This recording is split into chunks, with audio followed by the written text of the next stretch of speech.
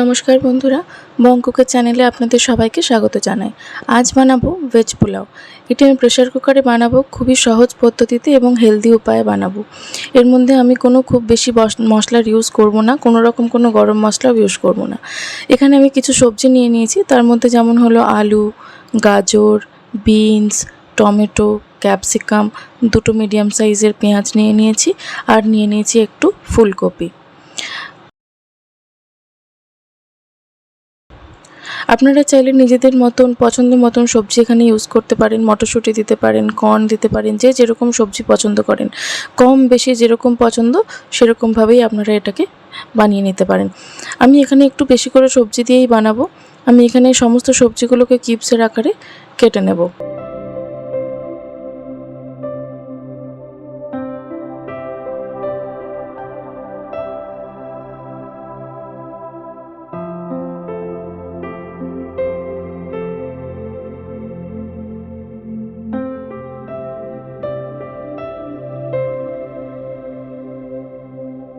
সবজিগুলো আমার কাটা হয়ে গেছে। আমি এখানে পেঁয়াজটাকে লম্বা লম্বা করে এখানে কেটে নেব। ফুলকপি আমি আগের থেকেই কেটে রাখি। আমি ফুলকপি গোটা ফ্রিজের মধ্যে রাখি না, এতে পোকা থাকার সম্ভাবনা থাকে। ফুলকপি কিনে নিয়ে আসার পরে আমি ছোট ছোট করে কেটে আগের থেকে রেখে দিই। এবারে আমি প্রেসার কুকারের মধ্যে দিয়ে দেবো 2 চামচ ঘি।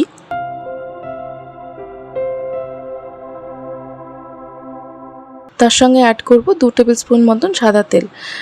একটুখানি ঘি এবং একটুখানি তেল দিয়ে জিনিসটা বানালে ভালো হয়। ঘিয়ের একটা খুব সুন্দর গন্ধ আসে, সেটা পোলাওয়ের মধ্যে পাওয়া যায়। তার মধ্যে দিয়ে দিলাম গোটা জিরে এবং শুকনো লঙ্কা। তার উপরে পেঁয়াজগুলো দিয়ে ভালোভাবে পেঁয়াজগুলোকে ভেজে নেব। পেঁয়াজগুলো যখন একটু হালকা লাল লাল ভাজা হয়ে যাবে, তার মধ্যে মশলা হিসেবে অ্যাড করব হলুদ গুঁড়ো, কাশ্মীরি লাল লঙ্কার গুঁড়ো, ধনে গুঁড়ো এবং জিরে গুঁড়ো।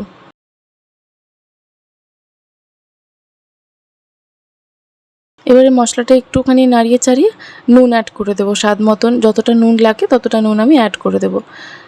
এর মধ্যে আমি সবজিগুলো এবারে দিয়ে দেব। সমস্ত সবজিগুলো একবারেই দিয়ে দেব।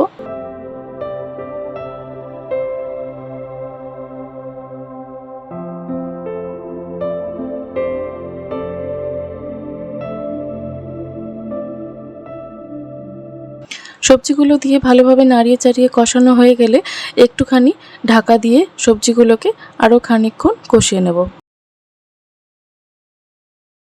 এখন সবজি থেকে হালকা জল বেরোতে শুরু করেছে। এরপরে আমি এর মধ্যে অ্যাড করে দেব বিরিয়ানি মশলা। বিরিয়ানি মশলাটা আপনারা মার্কেটে যে কোনো মশলা ইউজ করতে পারেন, কোনো পার্টিকুলার কোনো ব্র্যান্ড নেই, যে কোনো ব্র্যান্ডের মশলা বা ঘরে তৈরি মশলাও ইউজ করতে পারেন। এর মধ্যে আমি দিয়ে দিলাম 2টো কাঁচা লঙ্কা এবং জলটা এবারে দিয়ে দেব। এবারে আমার হাতে যে বাটিটা দেখছেন, এই বাটিটার মাপে আমি 2 বাটি চাল দিয়েছিলাম, ঠিক সেই পরিমাণে আমি এখানে 4 বাটি জল দিয়ে দেব। আমি এখানে 2 বাটি মতন বাসমতি রাইস ইউজ করেছি। বাসমতি রাইসটাকে ভিজিয়ে রাখার দরকার হবে না, এটাকে আমি জাস্ট ভালো করে ধুয়ে রেখে দিয়েছিলাম। জল দিয়ে রাইস অ্যাড করে আমি ওপর থেকে একটু ধনেপাতা কুচি ছড়িয়ে দেব। এরপরে এর মধ্যে আমি সিটি দিয়ে দেব। গ্যাসের ফ্লেমটাকে হাই করে 2টো সিটি দিলেই কিন্তু রাইস তৈরি হয়ে যাবে। 2টোর বেশি সিটি দেওয়ার প্রয়োজন হবে না, তার কারণ বাসমতি রাইস খুব তাড়াতাড়ি সেদ্ধ হয়ে যায়। এর থেকে বেশি সিটি পড়লে কিন্তু রাইস গলে যেতে পারে। দেখুন আমার রাইসটা তৈরি হয়ে গেছে এবং কি সুন্দর প্রত্যেকটা রাইস আলাদা আলাদা হচ্ছে, একদমই গায়ে লাগা হয়নি।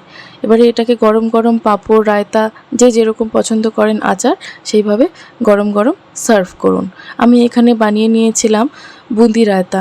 নমকিন যে বুঁদি পাওয়া যায় তার সঙ্গে দই মিশিয়ে আমি রায়তা বানিয়েছিলাম এবং এর সাথে আমি সার্ভ করেছিলাম। ভিডিওটি যদি আপনাদের ভালো লেগে থাকে তাহলে একটি লাইক করে দেবেন এবং আমার চ্যানেলটিকে সাবস্ক্রাইব করে দেবেন।